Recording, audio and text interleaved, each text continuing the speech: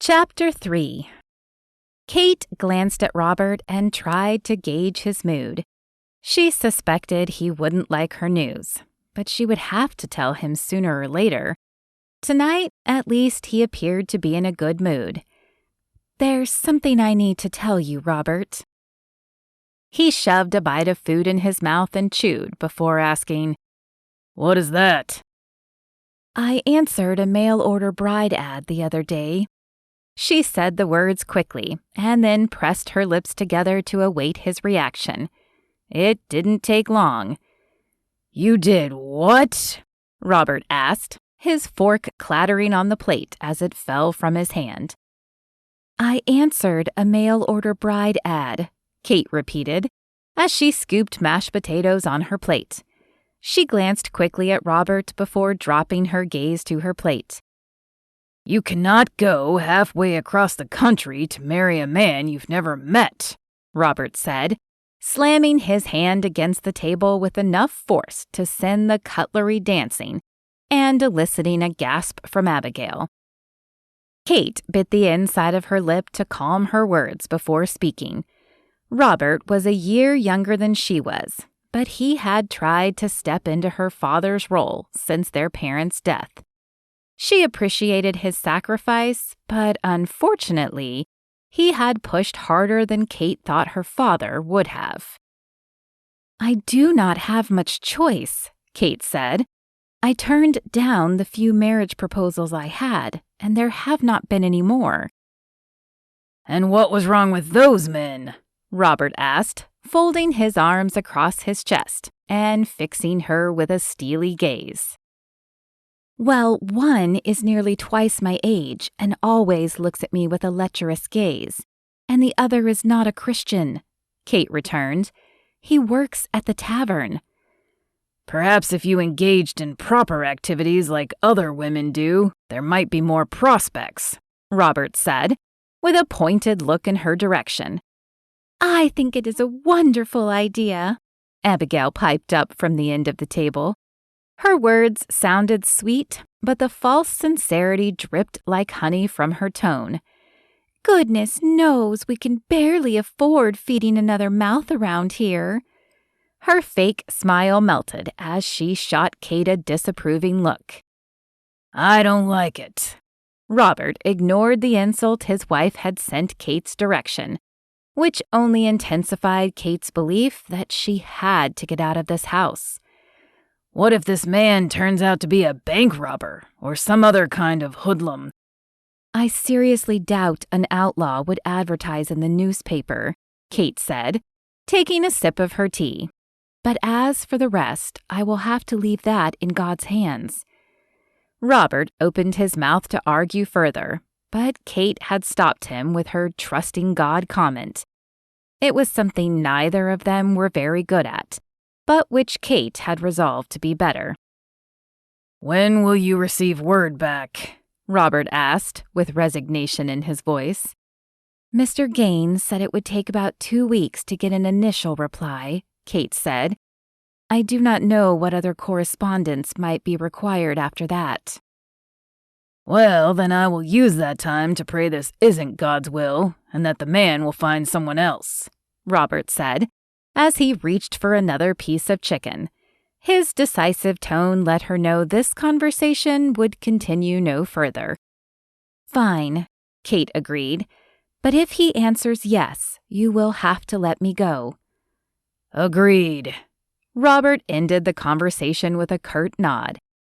Kate dropped her hands to her lap and folded them together in a nervous gesture. This next question was bound to incense Robert once again. "Do you know of anyone looking for short-term work?" She glanced up at him before returning her eyes to her lap. "I would like to save up a little more before making the trip, and of course I would like to help around here for the time I remain." She flashed a smile at Abigail. "For a trip you are not even sure you are making yet?" Robert's volume had risen again, and the vein at the base of his neck bulged, as it often did when he grew angry. Red flooded his face like a crimson tide. "The school is looking for someone," Abigail spoke up. "One of the regular teachers was forced to take a few weeks to visit an ailing family member.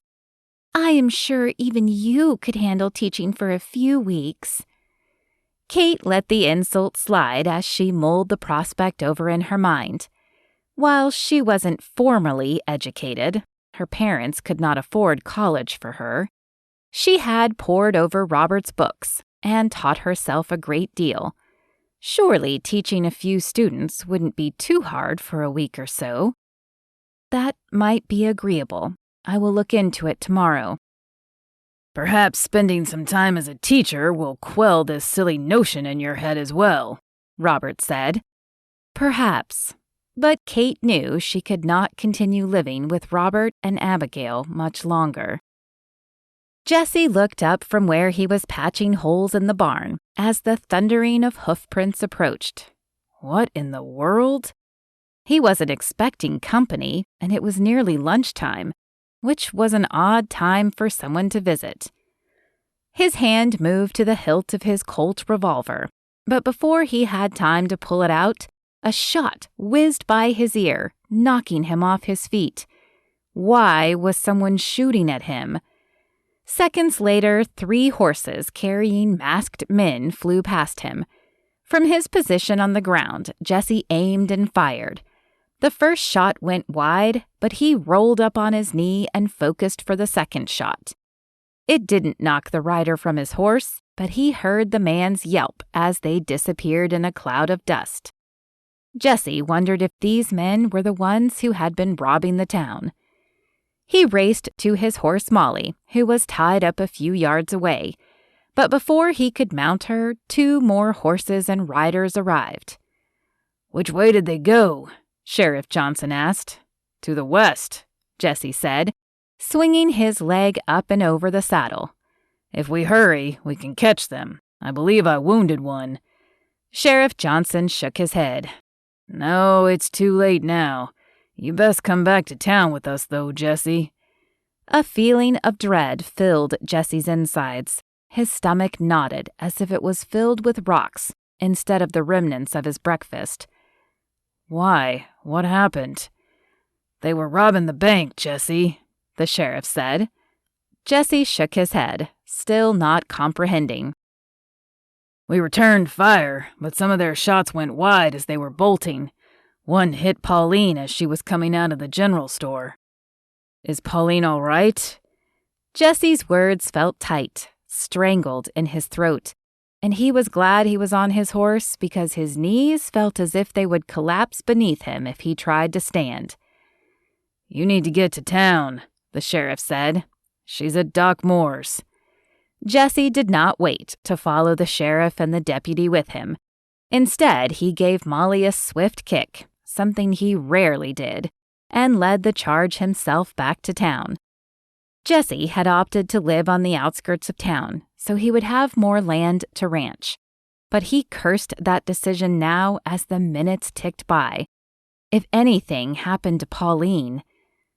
When he finally reached the clinic, Jesse jumped off Molly and threw her reins around the hitching post in one deft movement, before mounting the steps and throwing the door to the clinic open. Doc Moore, an elderly man with a full head of white hair, looked up as he entered. He sat near the bed where Pauline was laid out, her blonde hair streaked with red from a wound in her temple. "Pauline." The word was barely more than a whisper as Jesse crossed the distance and fell to his knees before her. He picked up her hand, surprised to find it still warm. Jesse turned his question-filled eyes on Doc Moore. "She's resting right now," Doc Moore said. "The wound on her temple was just a graze of a stray bullet. It's the one that hit her stomach that is the problem." Pauline's eyes slowly opened, but they were not the same green Jesse was used to seeing. They had faded to a dull gray and appeared cloudy.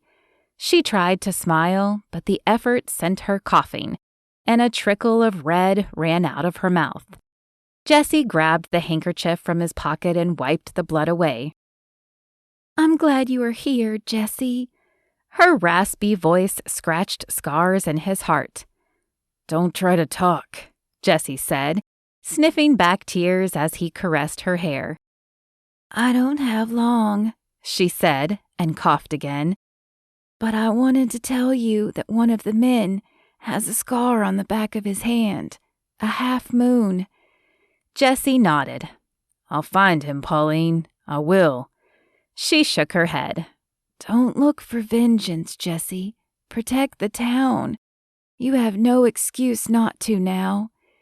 A deep cough shook her body, and another, larger stream of blood flowed out of her mouth. Remember that I love you. I love you too, Jesse said, but his words were too late. He could almost see the life leave Pauline as her eyes turned glassy and remained fixed on a point past his shoulder. No! Jesse cried out and placed his forehead on Pauline's forearm. No! I'm sorry, Jesse, Doc Moore said, patting his shoulder.